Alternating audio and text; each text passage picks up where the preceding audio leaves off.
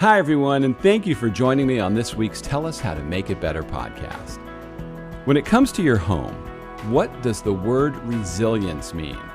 Now, if you Google it, here's what you get: the capacity to withstand or to recover quickly from difficulties. Then it has the word toughness.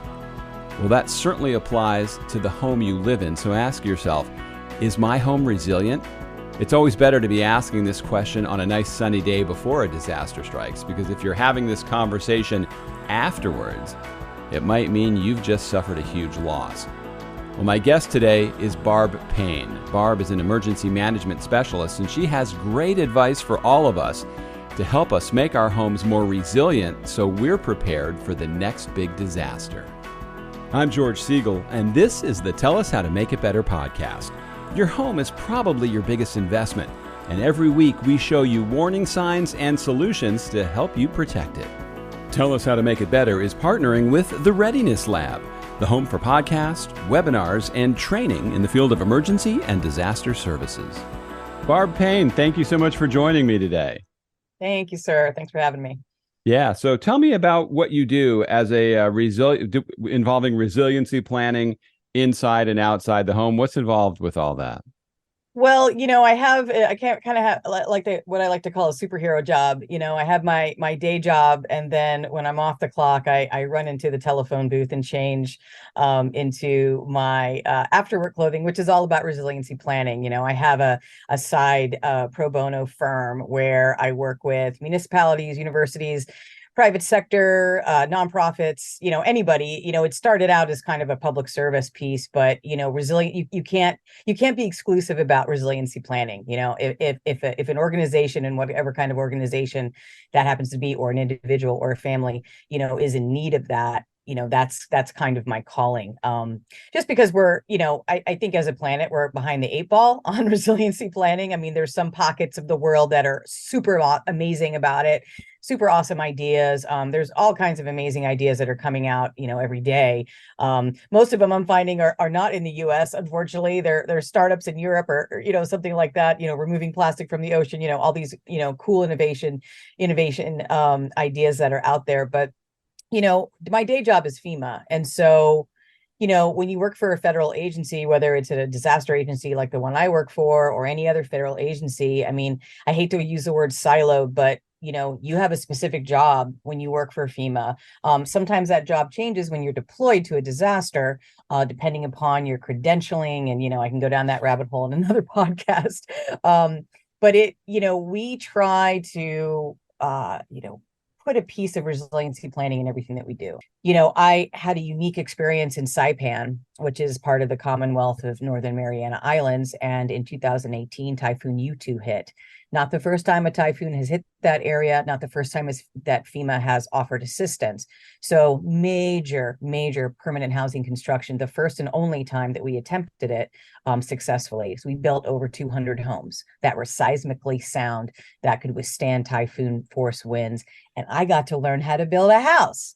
So very exciting that I could work for an organization that offers that type of on-the-job training. And so I kind of became consumed with it. You really learn quickly what it takes to build a resilient home. Resiliency itself is such a broad term, and it covers so many things now. I think it means different things to different people. To some people, it's about environmentalist concerns. To other people, it's just making their home safe. I know there's a connection ultimately, but for homeowners, I try to focus it on what people can do to make their own individual situation better. And one of the main reasons is it takes forever to change building codes. When FEMA shows up at your house, it's like Jim Cantori showing up at your house. You're going, oh my God, it's going to be bad. Something's going on here. FEMA's here. Something's got to be wrong. And people need to be proactive to avoid that visit. Well, and you know what, though? I mean, it's not a bad visit necessarily. We have, as the years progress, we are more and more erring on the side of caution. We show up sometimes when there's no purpose for us to be there weather-wise, right? It's like we know there's may not have anything major happen, but we're going to show up anyway because we want to be there if it changes course, if something, happens in the interim, right? But I get you on that whole resiliency broad stroke, because when I talk about resiliency planning outside of FEMA, I'm talking about the whole kit and caboodle, from financial resiliency to physical resiliency, right? Home resiliency, auto resiliency. I mean, literally, I've talked about pet resiliency, every possible part of, a human being's life in a developed country, right? Because you're talking about developing, that's a whole nother conversation. And, I know I went down the rabbit hole in Saipan, but I brought all that stuff back with me, and I can talk about things like proper usage of concrete. I can talk about, the best ways to consider hooking up electrical packages, the Generac panels, for instance, that I'm so in love with that concept of, one plug and play generator, plug in, half your house is on, you're good to go, right? There's just, like I said, there's so many simple and relatively inexpensive. The Generac panel hookup is not as expensive as you would think. It's less than $750 for like a 3-bedroom, 2-bath home. Oh, it's right? unbelievable how affordable that is. And I'm amazed how many of my neighbors here in Florida do not have them. And I think a lot of it is the price discrepancy. And I tell this story to a lot of people. When we moved in, I called, there was a guy driving around in a truck. His business was called Mr. Sparky. And I had them come out and give me an estimate for a generator. And it was close to $30,000. And I think it's because he drove up, he saw a nice house, and he goes, I'm going to stick it to these people. Well, it's a fraction of that to have a generator. And the peace of mind. Yes, it's like $2,000 at best for the generator and the Generac panel. Maybe it'll touch more with some labor involved. But I've gotten these quotes, and these quotes were just a couple years ago. I mean, I know things change, supply, etc., staff shortages, but sure. And $2,000 to somebody that just bought a house that's considered low income can be expensive. But I'm telling you, if you can reach out to local nonprofits in the area, specifically ones like Red Cross, Catholic Charities, regardless of your religious background, these are organizations that continuously work with philanthropic organizations that can help you pay for this stuff. So, again, if you don't know anything else, just think of Red Cross, right? Red Cross is everywhere. And if they can't hook you up with an organization that can help you, offset those costs, then it doesn't exist. But I'm telling you that they do, only because FEMA is leaning forward big time on low income, tribal nations, just neighborhoods and communities that need the most help. Right. And there's what they're called, VOADs, volunteer organizations assisting in disasters. And there's a ton of them, and there's a ton of money out there, and grant money. So if you're an organization that's like, we've got all this money, then, there's a lot of a disconnect between the money that's available, for these needed upgrades, and then having access to that money. And it's constantly been a barrier. I mean, there's bazillions of grant money that, goes unclaimed every year. Sure. But, when we're talking about home resiliency, tiny steps. I mean, I've talked about it before. I did during COVID, I did, like a 60-second, just quickie. Hey, this is what you can do around your house while you're at COVID, locked down, to get your house more resilient. I was working with the Emergency Management Network, and we were putting out videos every couple of weeks about that. And, for instance, I just moved my wood pile from next to my house. I feel just, I'm almost embarrassed to say, away from my house, because we're talking about home hardening. I live up against a hill that's full of trees. I mean, when you think about how to have a resilient home, you really have to run the gamut on every type of disaster, whether it's a pipe breaking in your bathroom that has nothing to do with an earthquake or a storm or anything, to an actual natural disaster or a man-made disaster or terrorist attack. I mean, you really have to have that list of, okay, and I call it business and home continuity, BAH, B-A-H. It's a concept I've been working with for the last few years. I've done some webinars with some like-minded organizations. And really it's about, especially with the massive job loss that we saw during COVID and the massive layoffs that we're continuing to see, it's like, if you work in an industry where you can't necessarily know how secure your job is, whatever that industry might be, then you need to have a plan. And it's not an emergency plan. We know what an emergency plan is. That's 2 to 3 days, right? Oh my God, the power went out. It's going to be out for a few days. We had an ice storm, whatever the case may be, or a brownout because people are using their air conditionings way, way, way, way too much right now, right? But you have to have that plan for every single possible thing, because if your pipe breaks inside your house, you're going to make a phone call. Do you have the money for it? What happens to your carpet? What if it's your only toilet? These are the things you have to unpack every little thing. And when I And talk a lot about, of people, that pipe will break and they don't even know where to shut the water off yeah, to stop the water from coming into their house. So my yes, contention is that people are generally, they're just living day to day, and most people don't worry about it. Then all of a sudden the disaster might be rolling towards you if it's something like a hurricane. But when we're talking earthquakes, when we're talking tornadoes, when we're talking flash flooding, a lot of times you don't have any warning at all. And then it's too late to have a plan if you haven't made one. absolutely. Well, and you and I talked about this, online before we got together, but it's the concept of getting to know your home. Some people buy their homes and they never get to know their home, right? Every crevice, every pipe, every wire, every cable, understanding why, the power line that goes from the street to my house, what's that all, what is that all about? Right? Or your sewer, I have a sewer line in my crawl space that's kind of at this kind of angle. And I'm like, talking to my landlord about it. And I'm like, this is why we have sewer problems, because your pipe is not going in the direction that it should go for the outflow.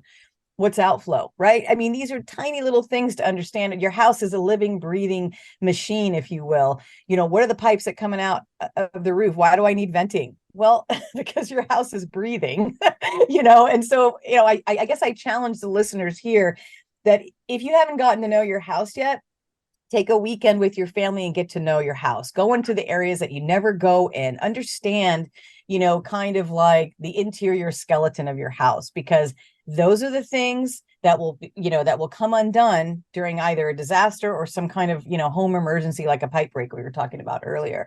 But if you don't get to know your home, then you're not going to understand, like you were saying, when you have a contractor that comes by and is offering services that are like, 600% above markup, you're going to know what the difference is. You're going to know how much it costs to make these, repairs and whatnot. Maybe a Google search, maybe going to your local hardware store, going to a couple hardware stores, right? Everybody has their own opinion of how to take care of their home.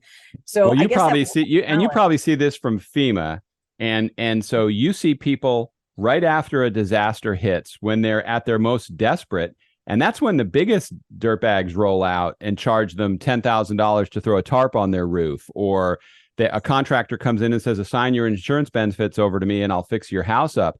So what we're talking about is actually so much more important to think in advance. If you know your house, if you know all these things, you're going to be that much more ahead of the game when the disaster does come. Right. Right. And and there's so many different ways to get to know your house. I mean, if you're unsure where to start with the critical systems: water, sewer, electrical, right? Start there and understand what happens when one of those systems breaks or is temporarily unavailable. I mean, what backups do you have for all of those systems? Okay, flashlights are great, but if you don't have enough batteries, you know what I mean? It's like there's contingencies within contingencies within contingencies. And if you don't have what we like to say is 1 is none and 2 is 1 and 3 is better, I mean, that's a real issue. I take multiple battery, chargers with me whenever I go someplace, because you just never know. And it's not about working out of fear. Marketing shows that if you try to, throw a message out there that's full of fear and shock and awe, that's not going to, motivate people. I mean, you have to turn this into an adventure. It's your house. You're in debt for it. You had to do a lot to get that house. You have to do a lot to keep it. So get to know it, embrace it. It's your house when it's all said and done, right? But you know what what a lot of people say is that nobody told me. And I've probably had 100 things that have happened to me, and they always continue to happen. And it's very easy to say, well, nobody told me. But the bottom line is you're your last line of defense. If you don't do the work, you're not going to find out. So don't rely on what everything your builder is telling you. Don't rely on what the landscaper might be telling you. At least have some knowledge on your side so you know if they're leading you down a path that's just complete baloney. Right.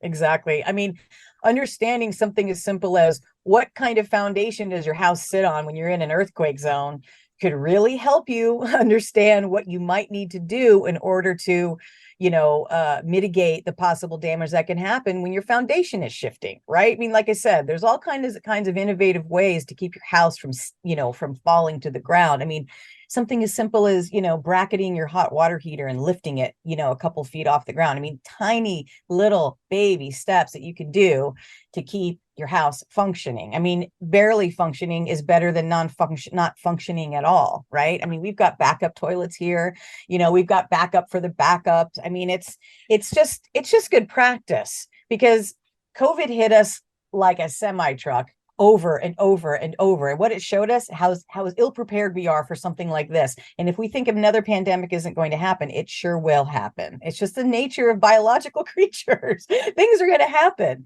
right? So unless we, embrace resiliency, not just from a structural level, but from an internal level, because if you don't have cash in hand, how are you going to help your structure, right? It's all connected. It's all cyclical. So, but start with the house, because that's where you're going to be most of the time when the what hits the fan. So let me ask you this. Let's talk about disaster etiquette, because I was talking with somebody about this last night. Okay. So you sound like a really prepared person. Like everybody in the neighborhood probably knows Barb's got it together. She's got everything going on. Now, so the disaster hits. Your neighbors didn't prepare. Everybody is like the first two pigs in the Three Little Pigs. Does everybody now come to Barb's house, or is it, well, do you close the door and say, look, I warned you guys? What do you do? Disaster etiquette. Wow. I don't know if I've heard that phrase in a long time, if at all, but I certainly appreciate it. Here is the not so great answer to what you're asking, is that you and your family come first. Disaster etiquette, when great example. When you're on a plane and they tell you to put your mask on first before your kid, why do you think that is, universe?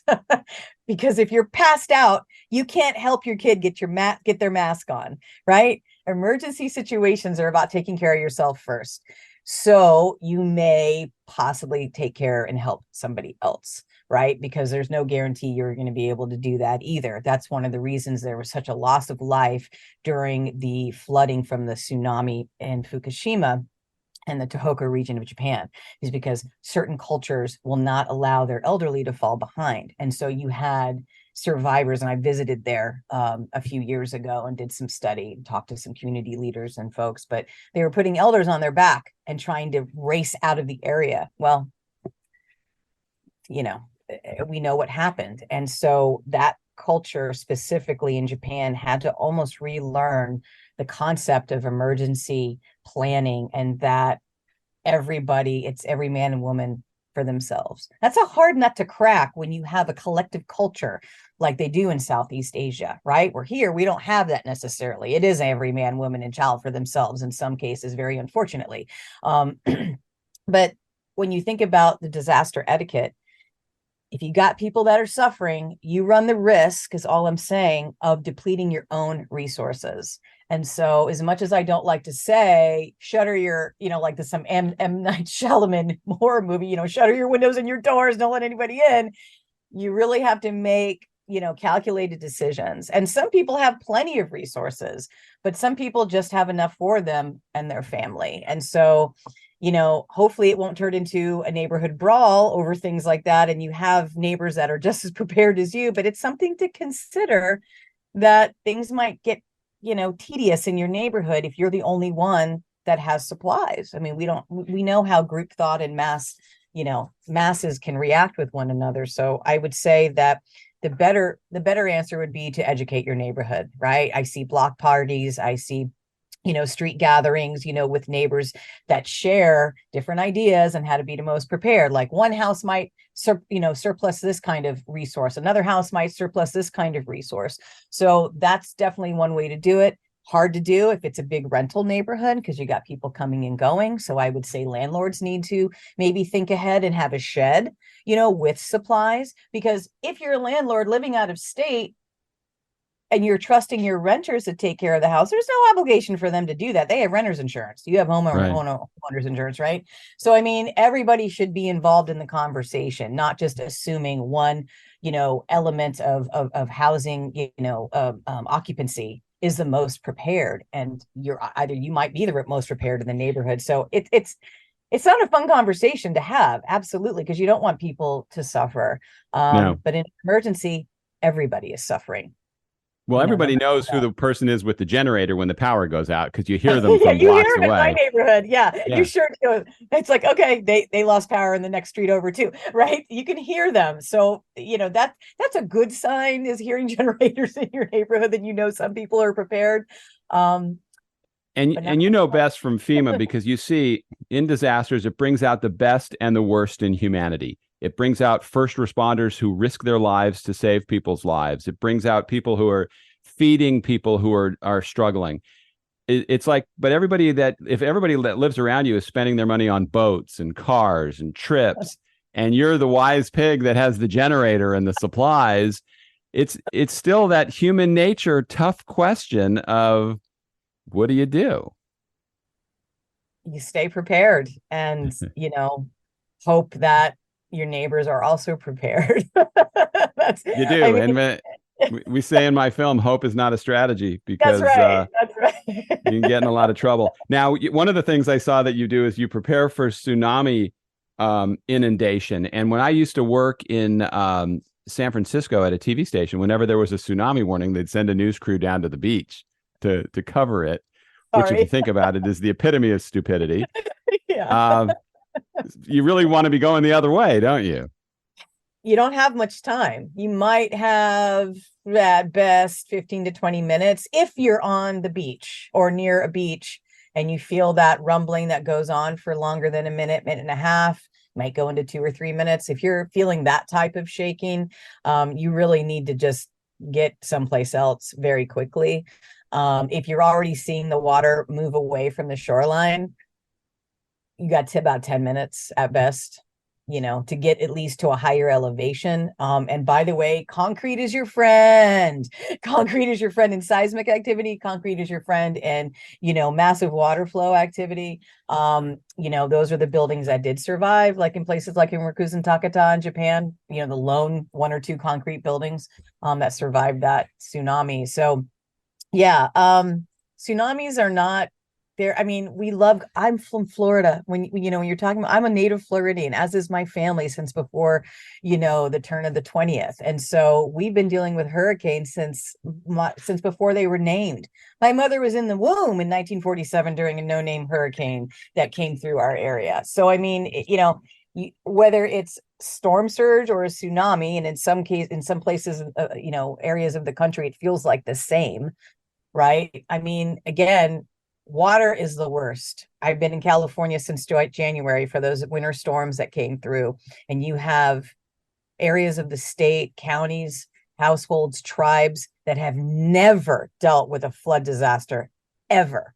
So I've worked on hurricanes with FEMA before taking a job with Region 9. Region 9 is mostly fire disasters or typhoons in the Pacific Islands, right? Never floods inland. And so you got this. This was the emoji, right? Like, oh my God, what the F?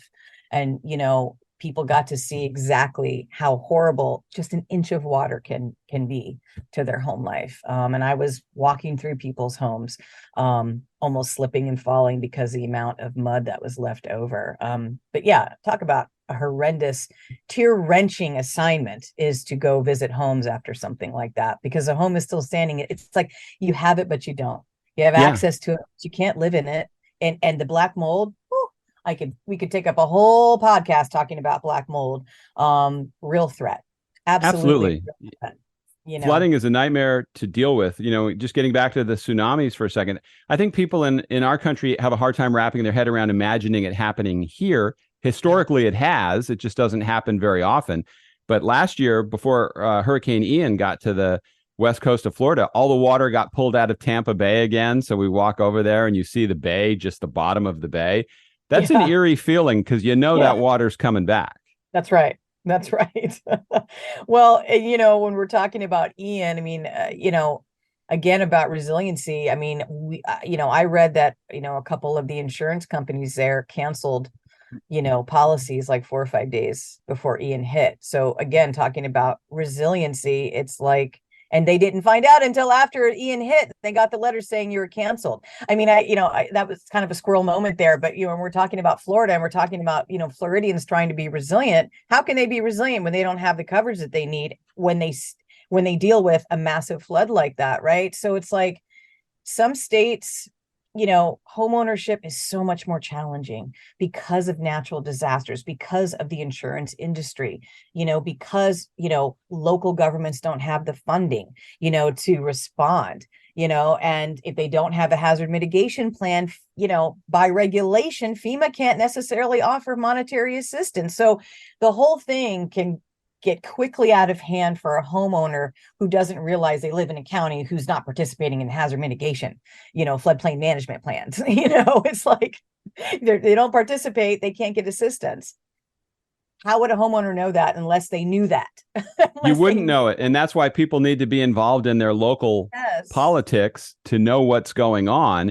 And there was a story recently, I don't know if you heard about this, but it was just a small thing for most people on Captiva Island down in Southwest Florida. A resort got damaged and they were trying to rebuild it. So some special interests were trying to rebuild it a lot larger than it was before. And they were trying to slip this past the residents. And then people go, well, why is that a bad thing? It's hard to evacuate from there. It's hard when there's a bigger footprint and now there's more people and bigger structures. And it's like people have to pay attention to what's going on at a local level because it can really affect your investment in that house. Captiva is a tiny island, just like Sanibel. I actually spent summers there with my family. I know every inch of that island. And so when you're saying a bigger footprint, it's like, so we're pushing out homeowners. I mean, granted, it's very affluent back, in Captiva. But there's not enough room for the footprints that are already existing there, right? And so we're talking about environmental degradation. I mean, this is an island on sand, with a constantly changing Gulf of Mexico current, right? I mean, it's seismic there as well. People don't think that it can't be seismic, and it is. There's nothing. Every coastline, for United States of America can be affected by seismic activity. Every mile of coastline can be affected. Some obviously more than others, but that's a real issue. And people think, oh, I live in this state, so this can't happen. People need to stop thinking about that. Or there are some regions with FEMA that hardly ever get disasters. Those are the regions that worry me, right? Because they don't have that constant play of, response recovery, mitigation, response recovery, mitigation. It's you get rusty in a way. Not that I say that for my FEMA people, but again, California OES, FEMA Region 9, dealing with flood disasters in California. So you have hundreds of thousands of people, homeowners dealing with it, and you've got thousands of workers that have never dealt with it. All right. These are the things that, it's really hard to practice certain disasters, well. I mean, you can do tabletops, you can do all kinds of play and seminars and workshops, you can do all these things. And they help. They absolutely do. And there are universities and organizations that offer those types of trainings for free. But when it happens to you, what you can't capture in training, there are good trainings out there that can capture some of it. But what you aren't capturing is your emotional response.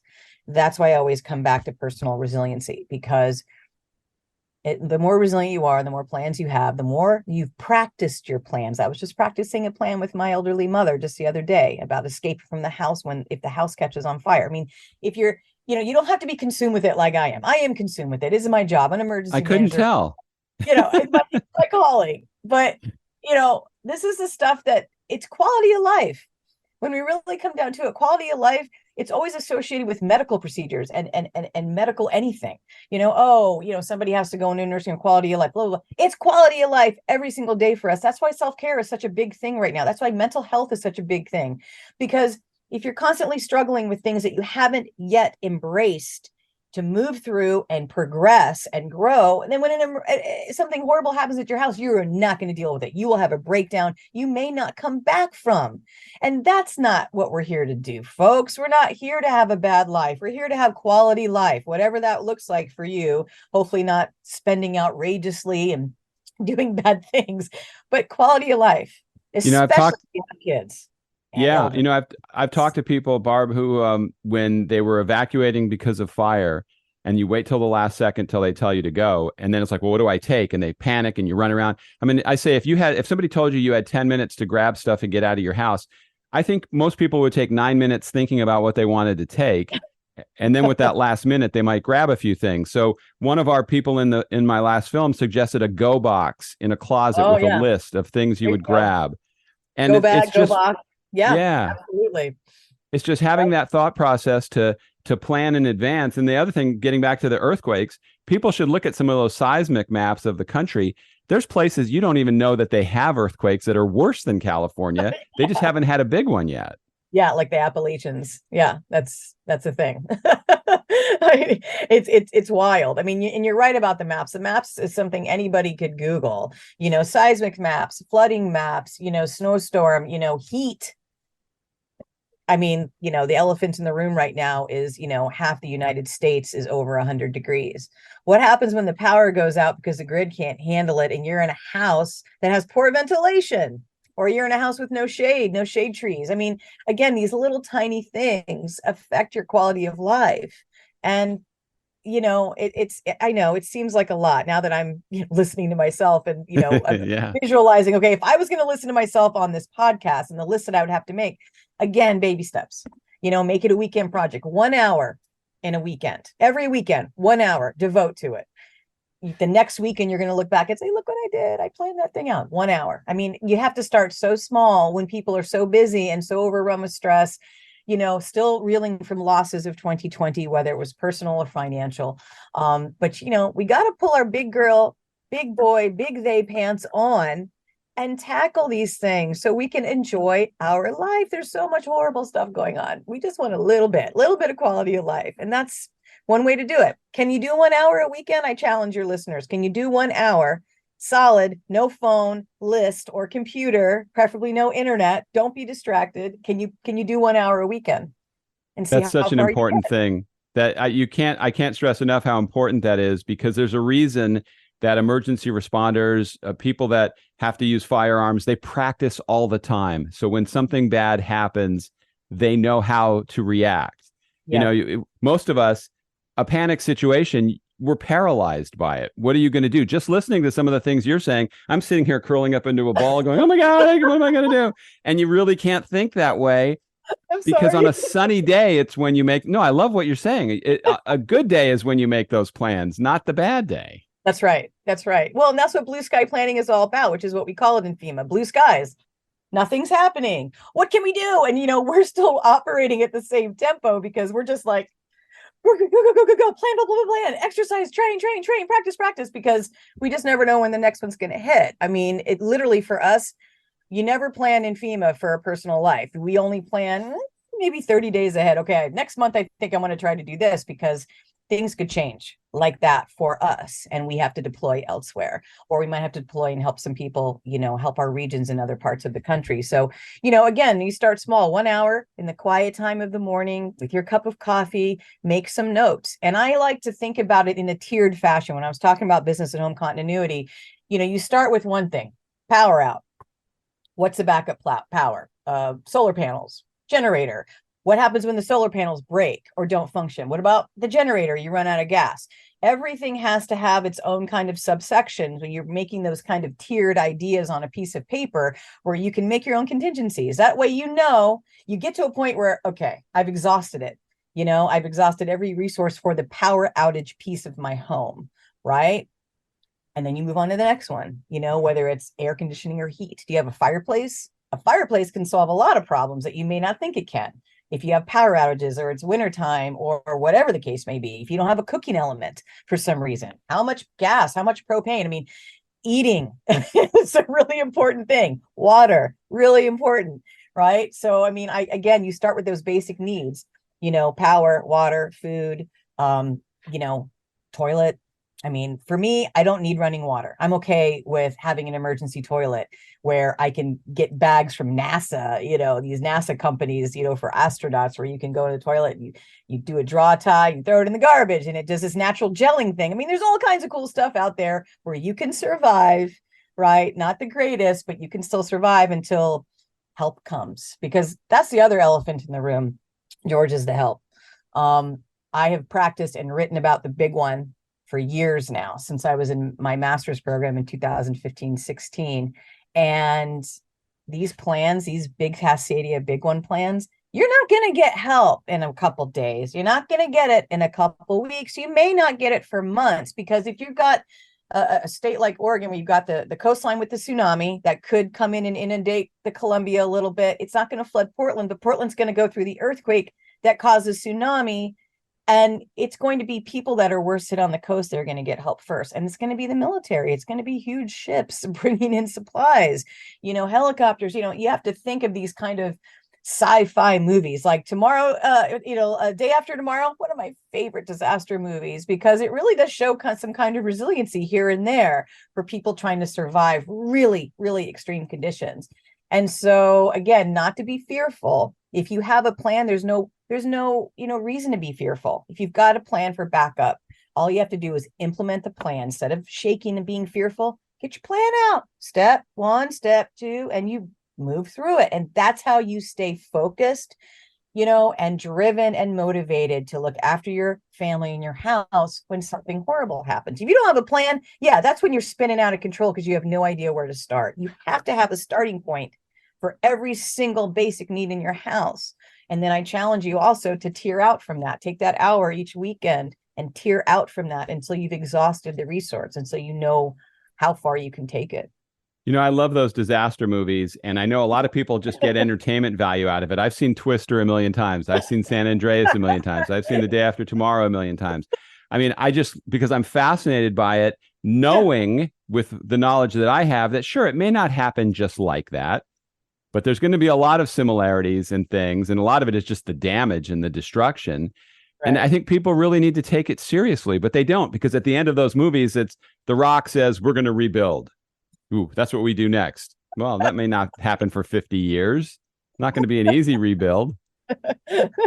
Paradise is still rebuilding, for the record. That was 2018. So that kind of, New Orleans still rebuilding from Katrina. We still have a presence for that disaster in New Orleans. That's how long it takes to rebuild. And sometimes you just don't stop rebuilding. No, people need to do everything they can to avoid becoming a victim, because once you get in that, it's life-changing for people. Some never recover from it.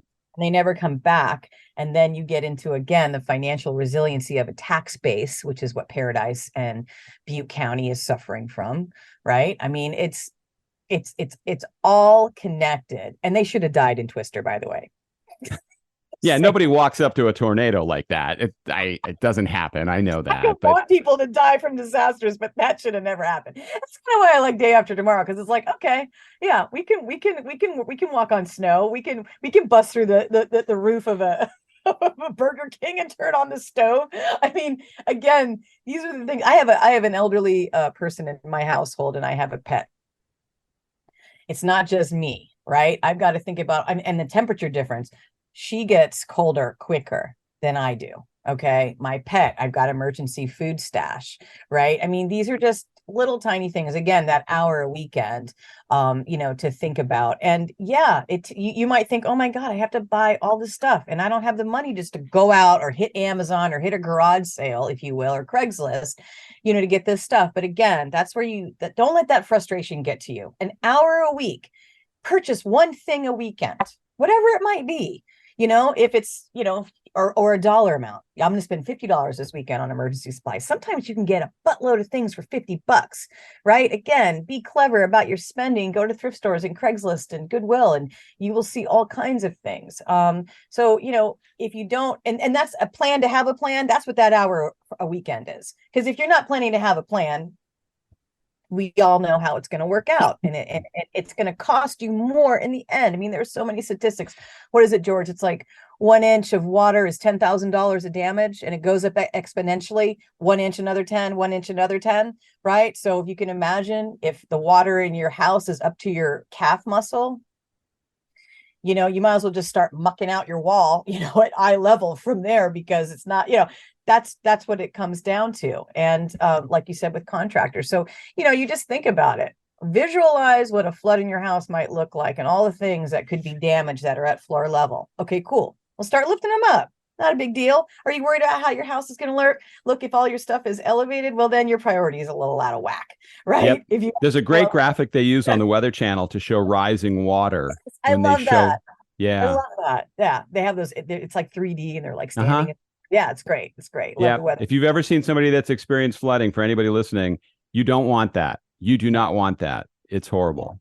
Yeah, it ruins everything. There was I have a pretty good LinkedIn feed for my disaster colleagues, and one of them snapped a picture of a library in Vermont, and the pile of books. I don't know if you've seen that one, George, but a pile of books. I mean, it was taller than me and probably about 20 people wide, all have to be thrown out. I mean, can you imagine if that's the library you take your kids to every weekend? Then, okay, what are you going to do with your kids? Your kids are asking you, Mommy, Daddy, I want to go to the library. Why can't I go? There goes the quality of life for your child, just in that one little moment of them looking forward to doing something that's educational with their family, right? I mean, again, you take these little microcosms of living and you're thinking, oh my God, even though my house is fine in Vermont, I can't go to the library. And all of a sudden your life with your child changes overnight as to what educational opportunities are available when you all have your family time on the weekends. I mean, like I said, George, we could go down the rabbit hole on every little possible event that happens in a house from day to night, from weekday to weekend. And if you start thinking about your life, unpack your life. How about that for a phrase? Unpack your life. What are the things that you always like to do by yourself, with your family, with your pet?